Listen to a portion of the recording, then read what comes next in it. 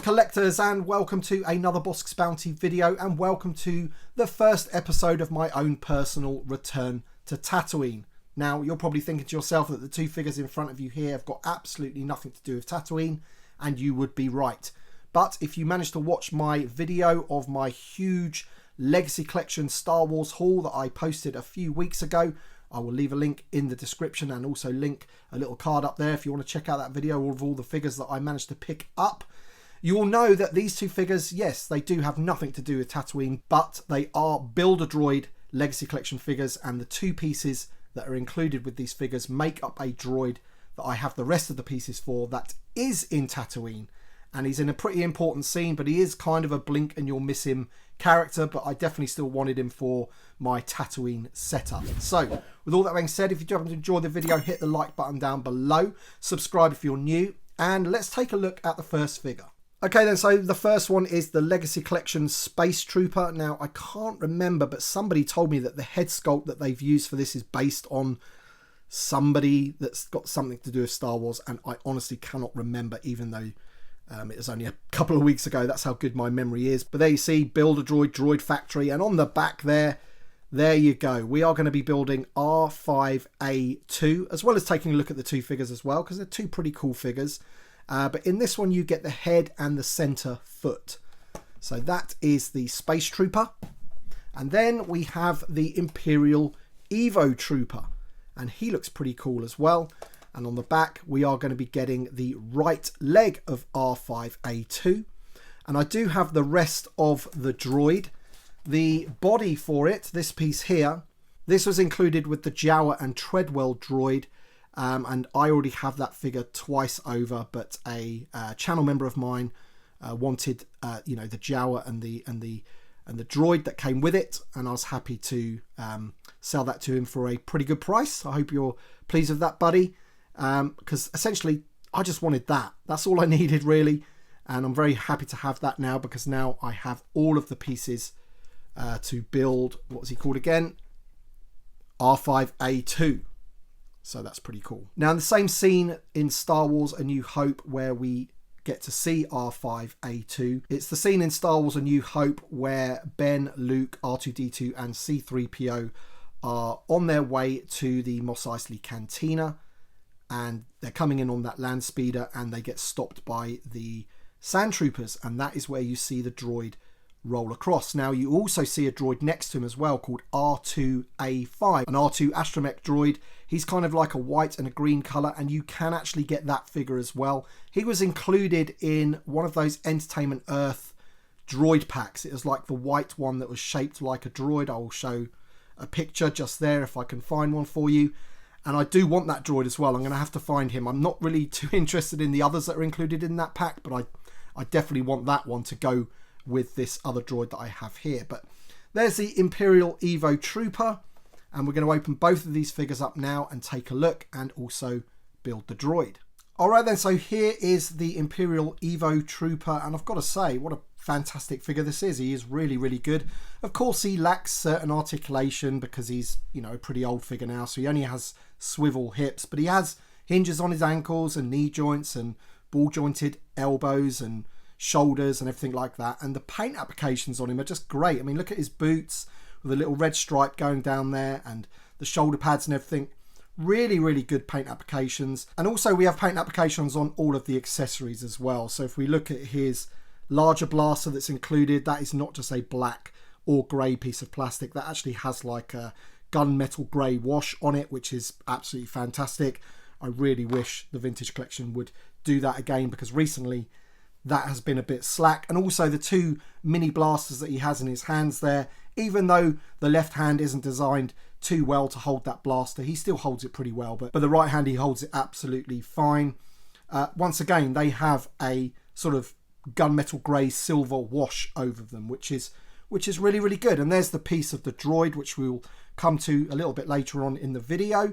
And as I said about this return to Tatooine, this isn't the only video.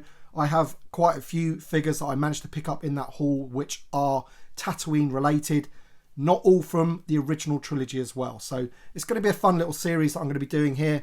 I hope you guys enjoy it. And there is the Evo Trooper. Let's get a good look at him. And there's the paint applications I mentioned on the shoulder there, all those little black dots, and he's got some good paint apps on the helmet.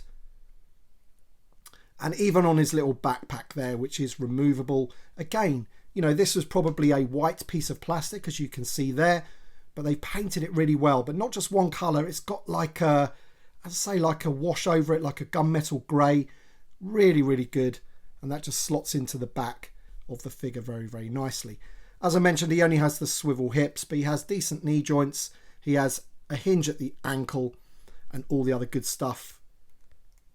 Swivel waist. It could do with like a diaphragm on the upper torso, but he doesn't have that. But in terms of just like the look of the figure, I mean, they were doing good things back then, basically. He looks really, really good. Some of the detail that are on his boots there. Those boots look pretty familiar as well, don't they? Look like a Shore Troopers boots that they used on the Aldani Andor figure a little bit. So pretty cool. I do like this figure. I'm definitely going to have him in my display as like a variant Stormtrooper. And now we've had a good look at him, we'll take a look at the Space Trooper. Alright then, and here is the Space Trooper out of the packaging. And on the back of the packaging it mentioned that these guys were employed to work on the kind of outside of the Death Star, if you like, where there was no gravity. And that's why they have their little backpack here for oxygen, the helmet of course, and you get this little pipe here which is going to join on in some way. This is how the figure was packed into the card, with the heavy blaster in his hand, but you also do get a E11 Stormtrooper blaster as well. There's the droid parts that I needed. Always got to be careful with these ones that you don't snap the antenna off. And there's the removable helmet, and there's the middle leg as well. It is an old Stormtrooper sculpt, there is no doubt about it. He also comes with the holster on the back of him as well. Once again, he looks like he's got swivel hips, but we'll take a closer look. But I do like the head sculpt on this one. As I said, I think it is actually based on somebody that I can't remember who it was, but it reminds me of watching Star Wars Rebels quite a lot when I look at this head sculpt. But we're going to take a closer up look at the figure now, and then we will put the droid together, which is kind of what I really wanted from these two figures, but still two great figures to have as well in the collection. Alright then, so here is the Space Trooper out of the packaging, and you can get a good look at that head sculpt. I think that's a pretty good head sculpt for the time. You can see the hair coming out the front of the skull cap there. Pretty cool. He's holding that really large blaster there, so we'll just take that out of his hand quickly so we can just take a look at that. Once again, we've got the brown on the end there, on the stock. Pretty cool looking blaster, that one. And then here's the figure itself. As I said, it is an old sculpt. You know, you can even see the joint there. And he only has the swivel hips, so not really too much going on with it. Let's just have a look at the removable helmet. So once again, you know, compared to the helmets that we're getting with TVC these days of the Stormtrooper, you know, this one's looking a little squished, isn't it? Very much like the one that you would get in the early days of TVC. Nothing like what we're getting these days, so much better. Now, the backpack I thought was a pretty cool concept. There is no sort of peg hole on the back of the figure or anything like that, and no peg. It's actually a little square piece there which is going to fit around that whole thing, and I thought, I bet that doesn't stay on, that's going to fall off constantly, and it doesn't. It actually fits on pretty well and actually stays on as well, which I think that's pretty cool. So there it is. These like oxygen tanks, and you'll just see there that he has the hole on the side there, so I'm guessing that's for the tube. So one end of the piping is going to go into the oxygen tanks there, and the other end goes into a very small hole on the sort of front of the helmet there, as you can see. So let's just put the helmet back on, and then this is just going to go over his shoulder and then into that hole there. So there we go. So that's his breathing apparatus, and then we have his blaster here. I think you could probably put it into his holster at the back, but these were never great. They've since improved it, but that doesn't actually look too bad. And then of course he has his heavy blaster as well. So all in all, pretty cool figure. As I say, just an old sculpt these days. Looks nowhere near as good as you know, the Stormtroopers that we've got in the line these days, but still pretty cool to have in the collection.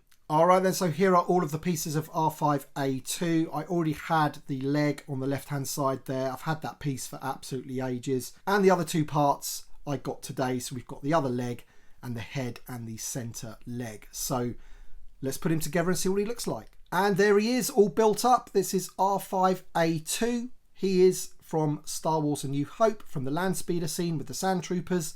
And I kind of have that already set up on display, so I'm going to add him to that display, which is going to be great. So thank the Lord for that I finally managed to pick up all the pieces for this particular droid. And as I mentioned earlier, I need to get my hands on R2A5, the green and white Astromech. So to complete that scene, I need to get hold of him. I will eventually.